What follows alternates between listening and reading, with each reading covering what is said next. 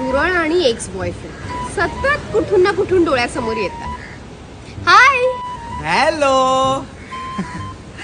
तुला बघून माझ्या जुन्या आठवणी कॉलेज मधल्या ताज्या झाल्यात, पण मी चेहऱ्यावर दाखवणार नाही. तुझ्यासारखा लोचट आणि निर्लज्ज माझ्या मागे लागलाय हे माहित असून तुला भाव दिला ना, हेच खूप आहे.